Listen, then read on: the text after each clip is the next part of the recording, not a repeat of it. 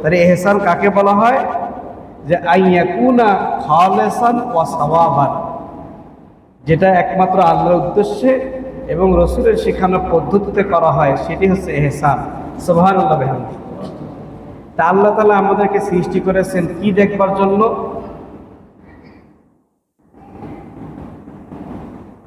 আল্লাযী খালাকাল মাউতা ওয়াল হায়াতা লিয়াবলুয়াকুম আইয়ুকুম আহসানু আমালা। কে তোমরা এহসানপূর্ণ আমল করো, এটাই দেখবার জন্য।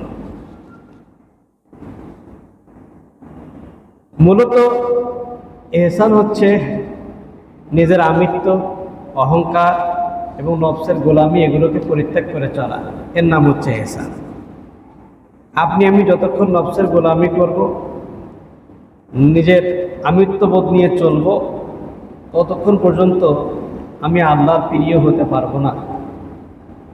এই জন্য আল্লামা শেখ সাদী রহমাতুল্লাহি আলাইহি বলেন, মেঠা তো আপনা হাস্তি কো अगर कुछ मर्तबा चाहो, मिठा दो अपना हस्ती को अगर कुछ मर्तबा चाहो, के दाना गुले गुलजार होता है खाक में मिलकर।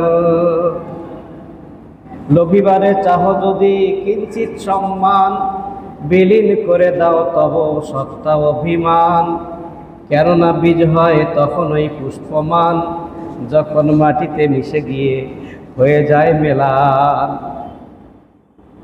বীজ তখনই অঙ্কুরিত হয় যখন সেটা মাটির ছোঁয়া পায়।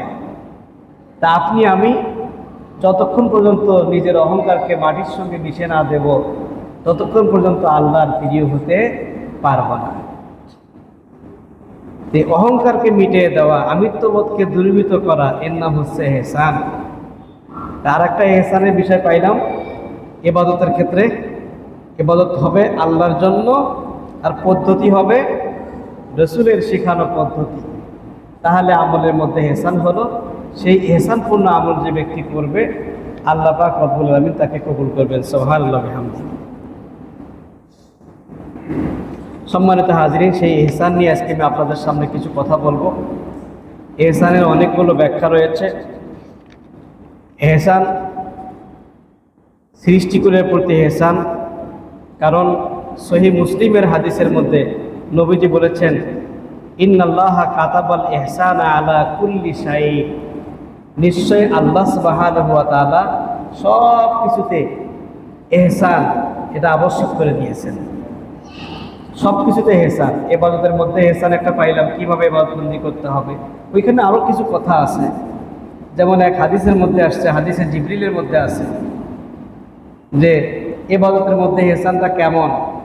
তখন নবীজি জবাব দিয়ে বলেছেন, আন তা'বুদাল্লাহা কান্নাকা তারাহু ফাইন লাম তাকুন তারাহু ফাইন্নাহু ইয়ারা। যে তুমি এমনভাবে আল্লাহ পাকের ইবাদতবন্দি করবে যেন তুমি আল্লাহ পাককে দেখতেছো। ফাইন লাম তাকুন তারাহু, যদি তুমি আল্লাহকে দেখতে না পাও, ফাইন্নাহু ইয়ারা, আল্লাহ তোমাকে দেখতেছেন। এরকম মুরাকাবা মুশাহাদার সাথে তোমার ইবাদতবন্দি করার নাম হচ্ছে ইহসান। সুবহানাল্লাহ বিহামদিহি। এখন আপনি আমি নামাজে দাঁড়িয়েছি, আমার যদি মনের অবস্থা এমন হয়, আমার ওঠা বসা কেরাত সব কিছু দেখতেছেন কে?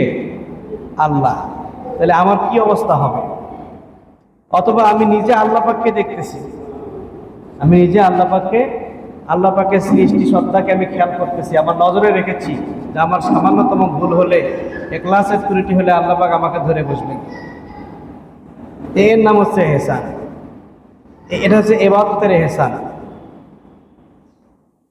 ইবাদতের আর একটা এহসান হচ্ছে, আপনি যদি আল্লাহ পাকের উদ্দেশ্যে গুনার কাজ পরিত্যাগ করেন, তাহলে আল্লাহ পাক আপনাকে ইবাদতে এহসান দান করবেন, ইবাদতে মজা দান করবেন। সুবহানাল্লাহ বিহামদিহি। এজন্য কিতাবের মধ্যে আসছে যে ইন্নাকা লান তাদা শাইআন লিল্লাহি ইল্লা বাদদালাকাল্লাহু বিহি মা হুয়া খায়রুল লাকা মিনহু।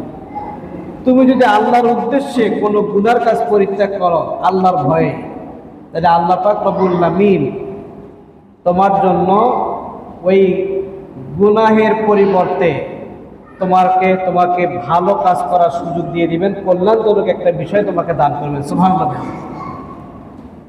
আপনি একটা বড় অফার পেয়েছেন,